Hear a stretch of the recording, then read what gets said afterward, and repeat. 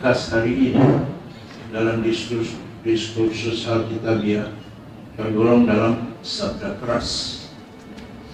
Main-mainnya. Penutupnya, demikianlah jadinya orang yang menimbun harta bagi dirimu sendiri, tapi tidak kaya di hadapan Allah. Oh, berarti kita harus kaya di hadapan Allah. Ya? Kan orang gaya-gaya saja, main HP terus, ketawa. Harus kaya di hadapan Tuhan. Ya? Sabda keras dalam Alkitab tapi selalu dimaknai sebagai permainan kata bagus, awasan sekaligus wawasan. Jadi Tuhan memberi peringatan-peringatan, penegasan-penegasan. Kita banyak menemukan sabda-sabda keras di dalam Alkitab. Menurut saya yang paling keras itu yang berbunyi, berani kamu dengan badan utuh masuk ke dalam neraka. Wow. Lebih baik dengan satu kaki tapi masuk surga. Lebih baik dengan satu tangan tapi masuk surga daripada dengan tangan seluruhnya masuk neraka.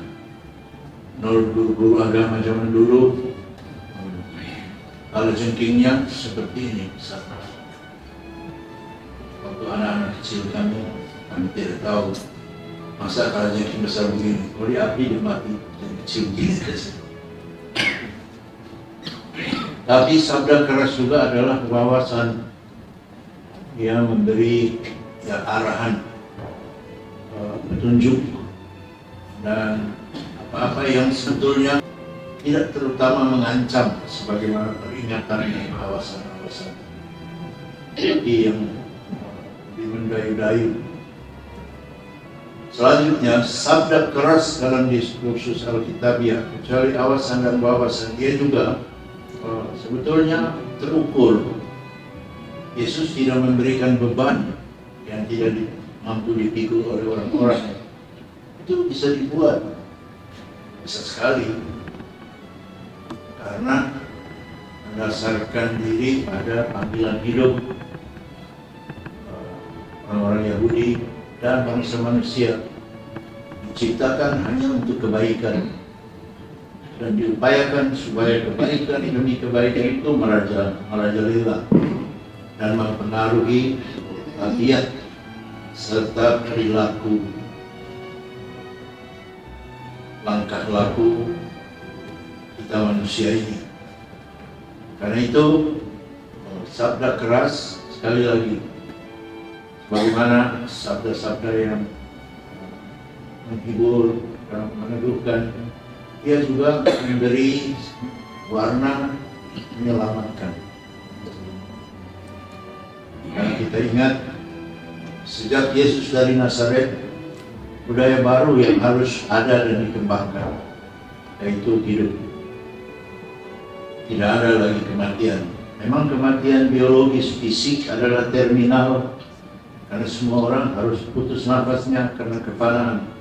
Tapi sejak Yesus dari Nazaret, tidak ada lagi kematian kekal. Ada adalah hidup. Hidup yang tidak akan pernah mati-mati lagi. Itulah Paskah, itulah kebangkitan. Itulah sabda keras yang juga menyelamatkan. Oleh karena itu, bersikap di hadapan sabda keras ini, menurut amanat bacaan Injil hari ini adalah menyerahkan segala-galanya pada penyelenggaraan Tuhan. Mau tidak mau ya, mau kumpul segala harta benda, sampai harus memperbaiki gudang-gudang, lumbung-lumbung, dan segala macam itu. Tapi kalau tidak ada sesuatu yang menambah sebagai nilai plus dalam kehidupan, itu semua sia-sia.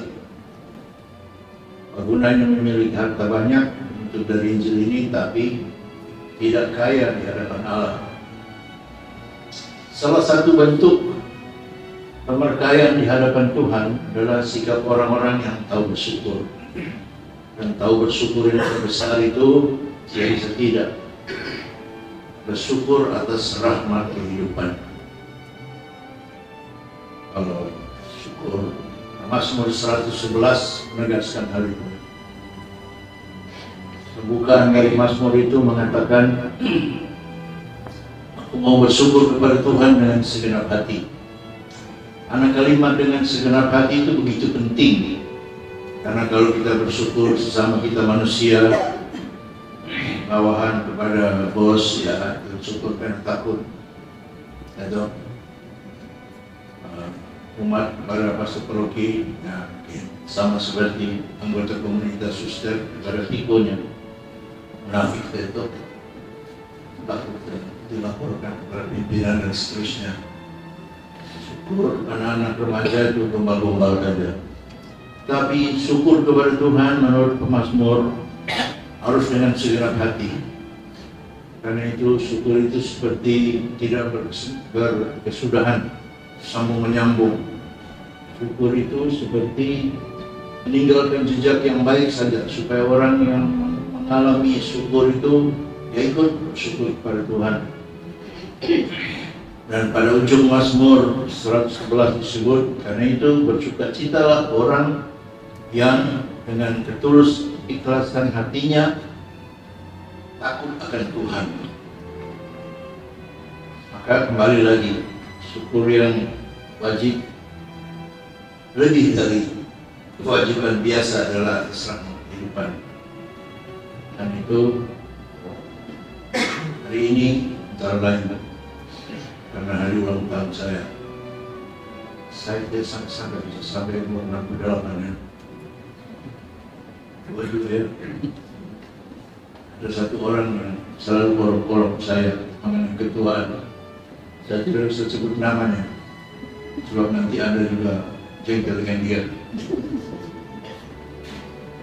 Dia suruh saya mencet rambut. Gila kan?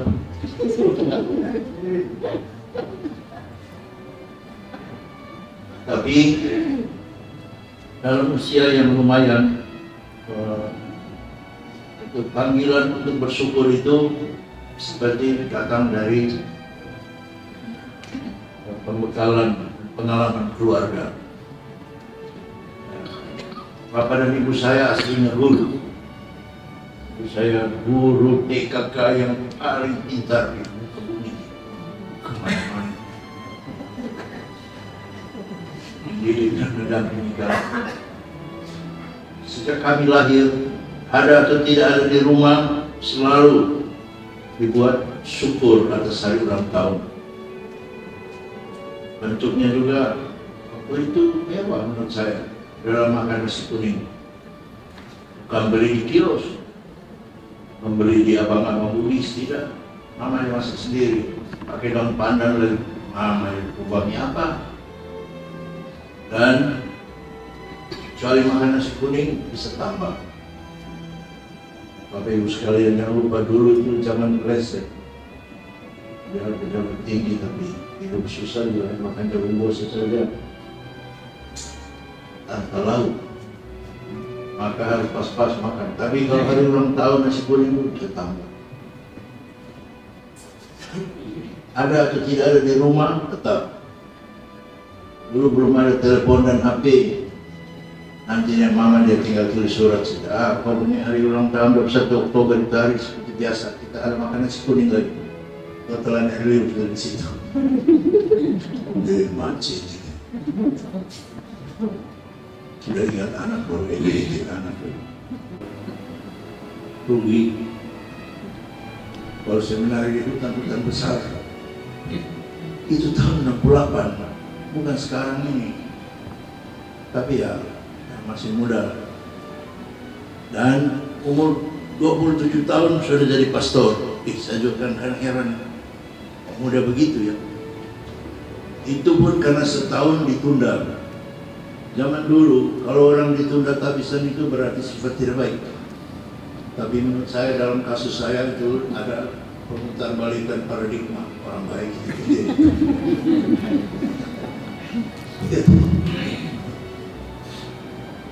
Kemudian, satu hal lain juga yang kemudian menjadi refleksi saya masih muda betul ketika masuk di kantor konferensi Wali Gereja Indonesia. budaya, dia berpengalaman, kalau kurang belajar, meskipun belajar di luar negeri ya, tapi pengalaman hanya pastor Prof saja. Saya gugup jatuh Bapak Uskup, apalagi kami dalam keluarga konvensional itu diajar Uskup itu dewa.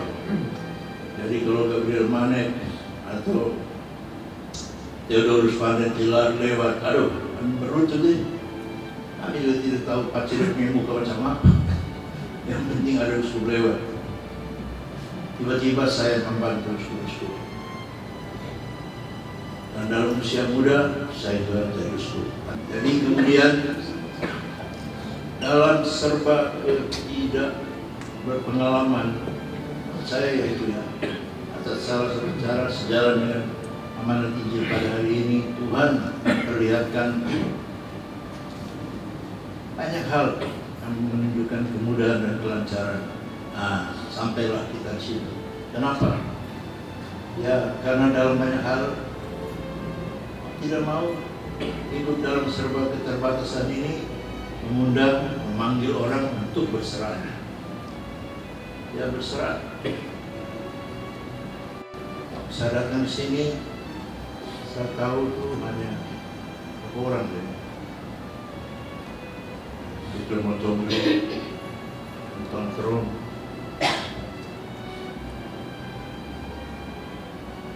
Sugondo. Tahu di Fakfak itu Martinus Korima dan Ian Weiss Warkop. Itu apa-apa. Tapi Tuhan melalui begitu banyak orang memberi kemudahan dan kelancaran, pembelajaran dan nilai-nilai. Itulah mungkin timbal baliknya merasa berada di dalam dinamika pemakaian yang berasal dari Sang Tuhan.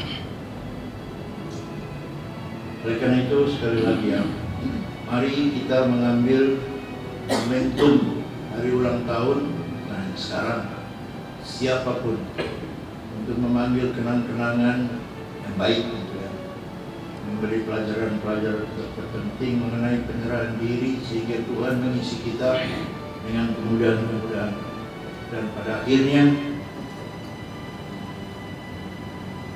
bagian penutup dari Injil, demikianlah jadinya orang yang menimbun harta bagi dirinya sendiri tapi ia tidak kaya di hadapan Allah, menjadi sebaliknya. Demikianlah orang yang menyerahkan segala-galanya kepada Sang Maha Tuhan, akhirnya ia menjadi diberkahi oleh Sang Maha